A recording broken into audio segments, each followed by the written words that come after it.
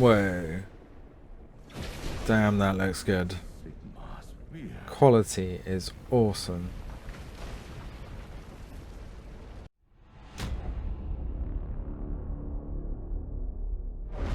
Hey everyone, and welcome to the Cloud Gaming Extreme VR channel. So today I'm having a look at Warhammer Age of Sigmar Tempestfall on Plutoshpere. I did try and get this to run on Shadow PC, but neither via the VR beta or virtual desktop could I get this to run. Now there is a bit of a workaround needed if you are using virtual desktop. You'll see that I exited out of Steam VR there, and I've had to initiate the game from the virtual desktop game screen. If you don't do that, the inputs are not recognized and you'll get stuck at the home screen. So one thing that you would have noticed is I did get a pop-up around the graphics driver on Plutoshpere, as I've not updated that yet. If you don't dismiss that dialogue, you will not be able to start the game, so do look out for that. So let's get into some gameplay. As you can see, the environment graphics are absolutely stunning here. The combat system does take a bit of getting used to though. We've got a range of weapons. We start off with 3 weapons. This sword, which you can see on my left hand, and this long staff in my right hand. We also have a short staff that you'll see later on. There are block mechanics. There is no dodge. We kind of move around and try and block with our weapons, although guessing which side they're actually going to hit you on, I still found very difficult. Even though you see this flash up on the screen, that doesn't seem to be the area that they actually swipe a lot of the time, or those blocks just don't seem to work, so it's very difficult. And switching weapons, as you can see there, is a little bit difficult. So the short sword is quite hard work.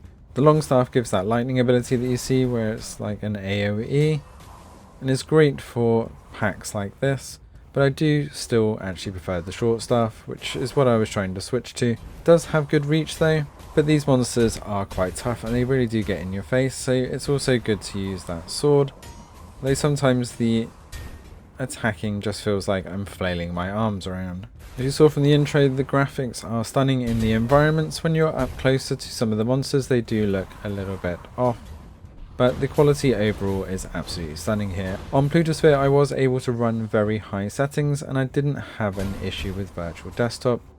The mechanics for upgrading your weapon are also quite cool. You put it onto an anvil, and once you pick the sections that you're going to upgrade, you then basically have to use the blacksmith's hammer to hammer on certain sections, which you have to be quite precise on, otherwise you just end up smashing a hammer on an anvil. Quite a novel way of upgrading your weapon, and it is nice to actually have a physical upgrade rather than just clicking a few buttons. So back into some more gameplay. This is where I switch to the short staff, as this has a lightning chain effect, which I much prefer, especially with these sort of monsters. Overall, the interaction of the game is quite challenging. The combat does feel a little bit clunky, especially with this dual wielding and very short window to block.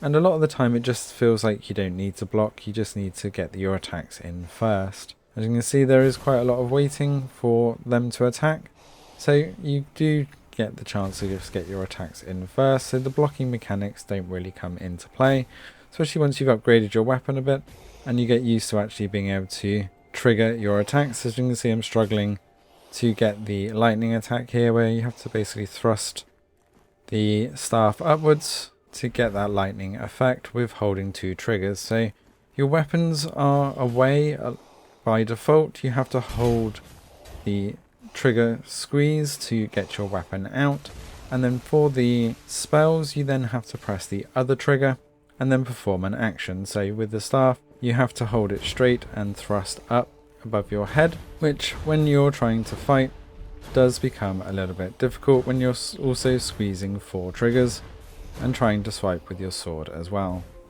You can see the sword has a stab attack, and it did just feel like sometimes I just got frustrated and ended up just waving my arms around until the things in front of me died.